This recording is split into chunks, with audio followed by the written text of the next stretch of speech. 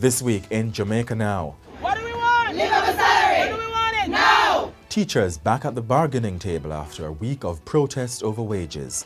The finance minister says he cannot offer any more money. The opposition says be respectful. 15 members of the Clansman One-Don Gang have been convicted. The Chief Justice will hand down sentences in July. And Soldier and police are fight. It's up a video. Watch ya! A policeman complains of an alleged assault at the hands of a soldier.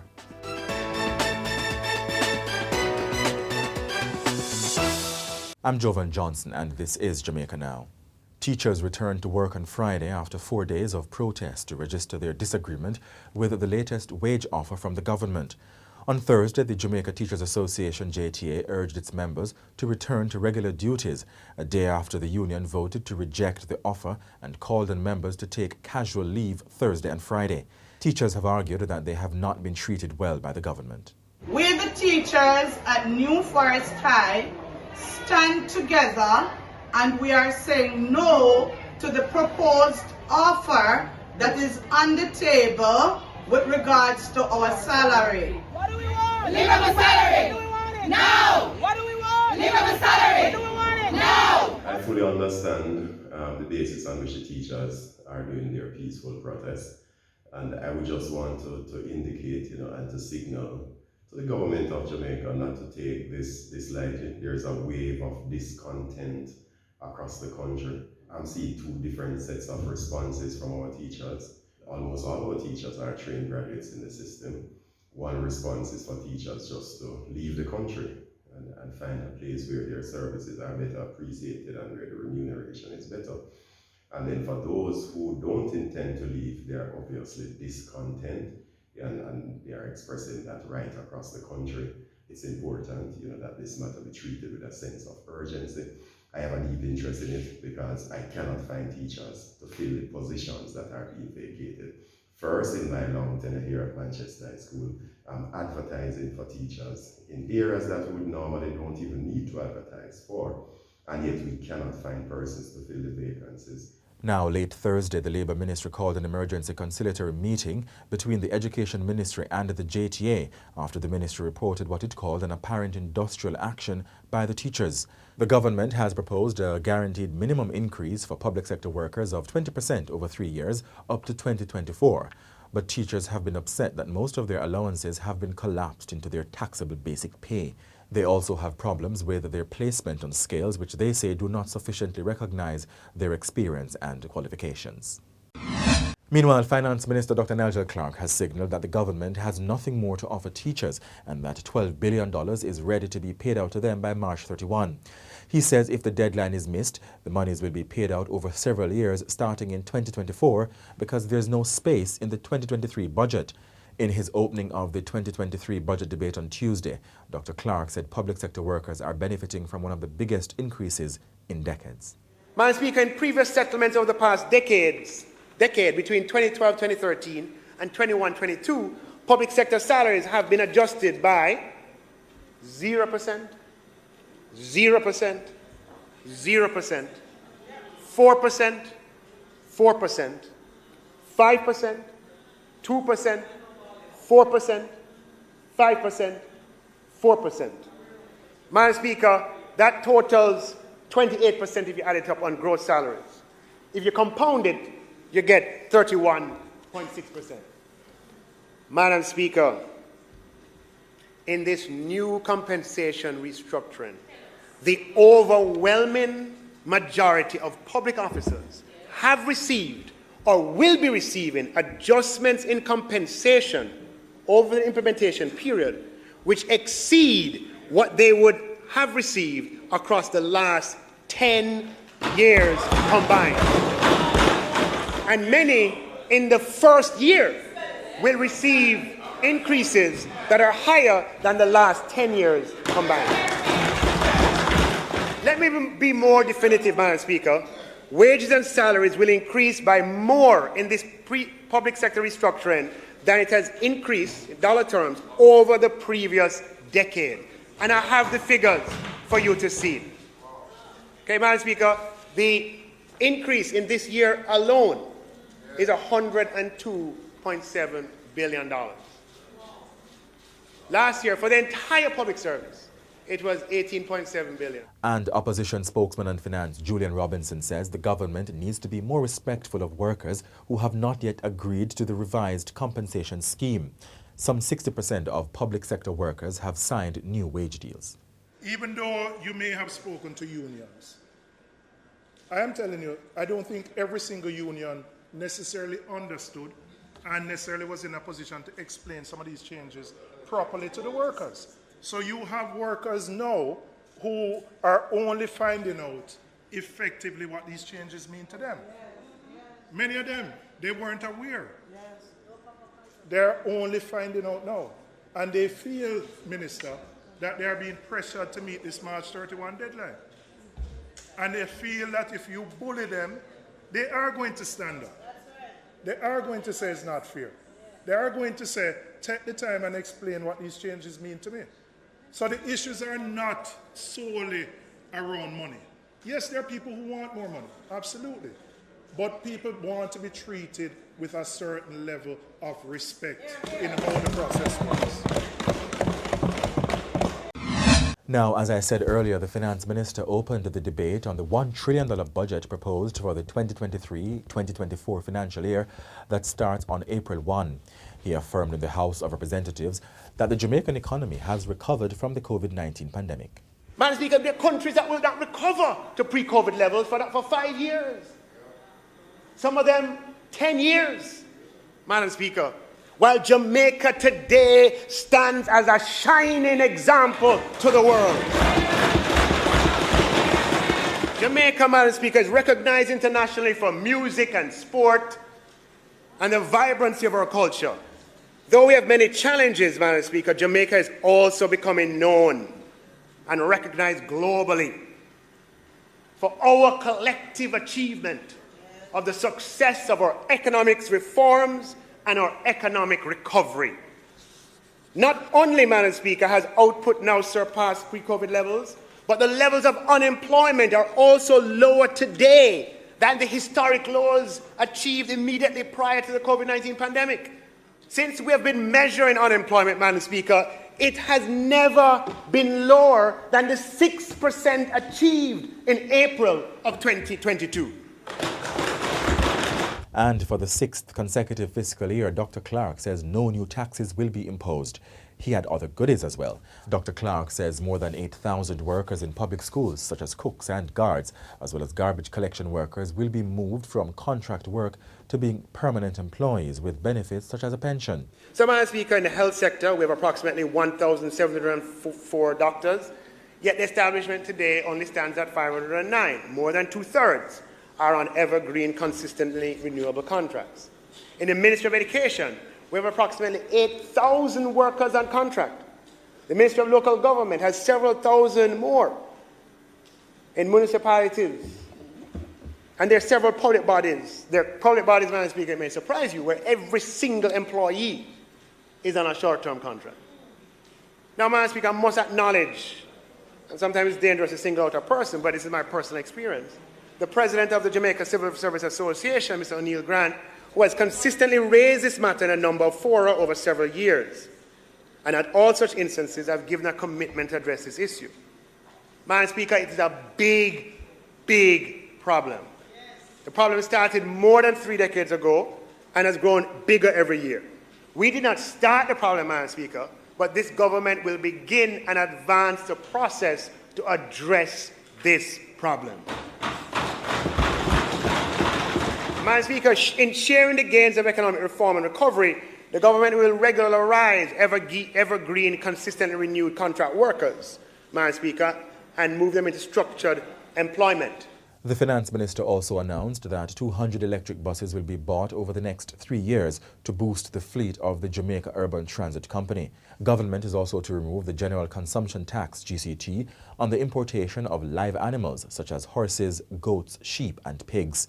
Some $40 billion has also been set aside for a 3-year road-fixing program he called Spark.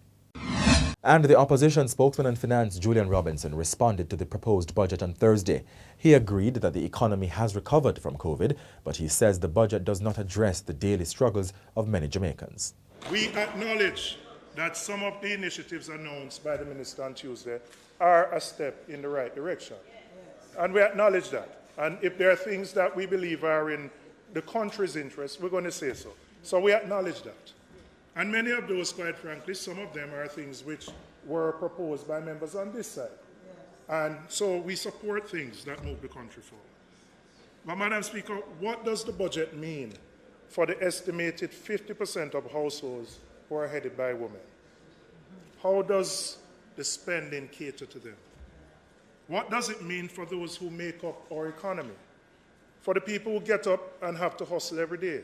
The people who sell food that they may have grown, or those that they purchase from our farmers? Is the budget catering to them? We have people walking the streets and sitting at a stall selling to send their children to school. What is in the budget for them? We have people, even in the middle class, who, if someone in their family falls ill, the whole family falls into poverty. What is in the budget for them? We have salaried workers who are basically working poor because they simply cannot make ends meet. What is in the budget for them? Madam Speaker, when a government decides to spend taxpayers' money, it must listen to the people. I can't say I'm convinced that what we heard from the finance minister considers these questions, or whether he is listening to the people. At the very least, there should have been a provision in the budget for local government elections. The polls were due in February, but the government used its majority in the parliament to delay the elections again for another 12 months. And Mr. Robinson argued that Jamaica needs to move away from a low-wage, low-tech economic model focusing on bauxite and BPO to a high-income, technically sophisticated, people-centered economy. He says that means focusing more on agriculture, logistics, the cultural and creative industries, the blue economy and renewable energy and education. The Education Transformation Program, which is budgeted to cost $159 million for this year, is projected to spend over $4.2 billion over the next 3 years. And the centerpiece is the construction of 6 new STEAM and 1 visual and performing arts secondary level education by 2028-29 to increase student access to quality educational school places. And by STEAM, we're talking about science, technology, engineering, arts, and math. But, Madam Speaker, we don't support that approach. No. We don't support the approach of just building specific STEAM schools. We believe that all secondary schools should be equipped to provide a robust STEAM program with different schools offering different skills depending on teacher resources and the expectation that over time that we can attract new skills. You, Minister, you're offering STEAM scholarships to teachers, STEM to teachers. That's a good start. But we have to ensure that STEM is infused at the lower levels within our school. So we shouldn't just build 6 schools. Let us bring it into the schools with the trained teachers, so that mainstream it, so that all students can benefit from the STEM-based education, and not just a few. Because in reality, if you only build the 6 schools, it's only the people who have the opportunity to go to those 6 schools who will get the STEM education. Right? It fosters that inequity in the system.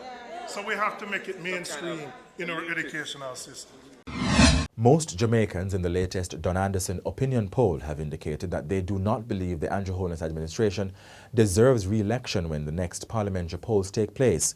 Of the 1,002 Jamaicans who participated in the opposition People's National Party Commission poll, some 45.3% said the government is not deserving of re-election.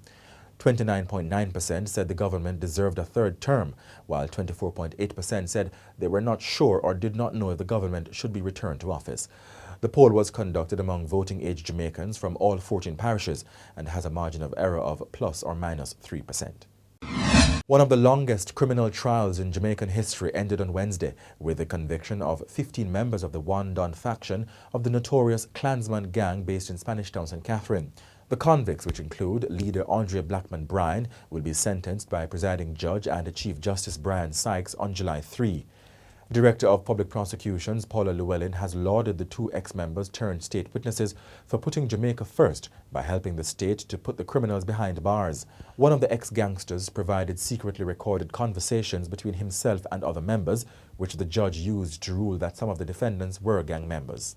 In this case, we saw a very good synergy in respect of the component parts of what makes up the prosecution.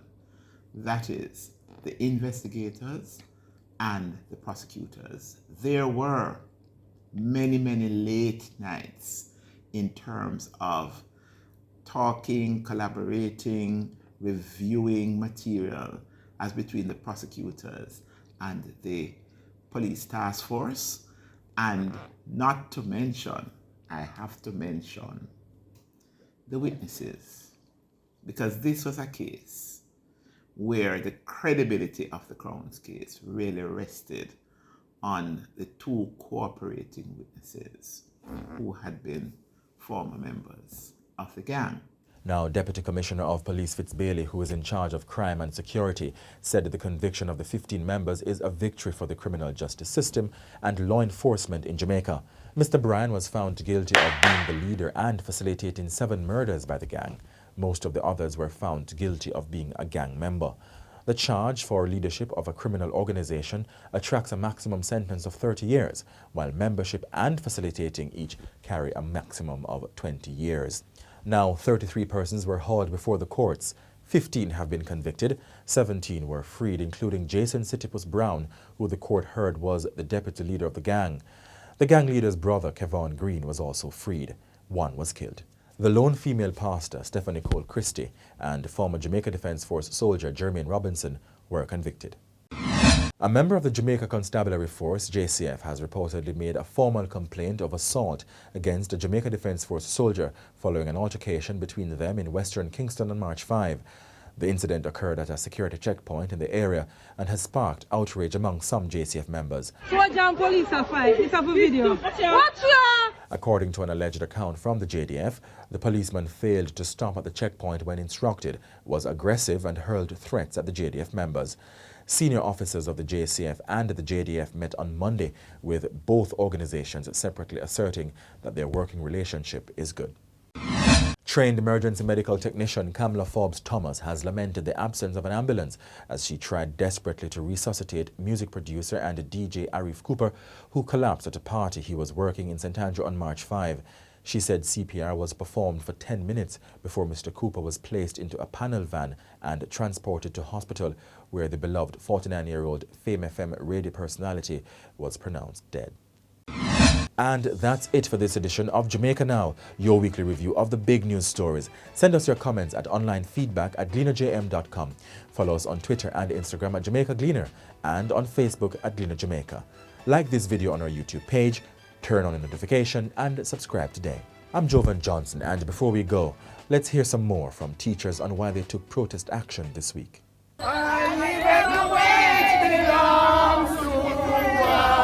Livable wage! Come. Why? We deserve it. We deserve it. We deserve it. Prosperity, where are you? Prosperity, where are you? Hiding from teachers. Today I'm out here to support my colleagues, to share in their voice and to share in their cry. We are teachers and we have been going above and beyond our duties, doing so much. We are the backbone and the cornerstone to all the professions you can think of this day. And those persons in the other profession, they have been getting their fair wages and their fair pay. And all we ask as teachers is that someone consider us. And I'm saying, how can a country implement a pledge and it's not expecting persons to follow it? It says before God and all mankind, we have been standing up for justice, and that's what we're doing now. Brotherhood, and we're doing it in peace. We have been working diligently and creatively, thinking generously and honestly. And now we hope that those our superior will allow us to increase in beauty.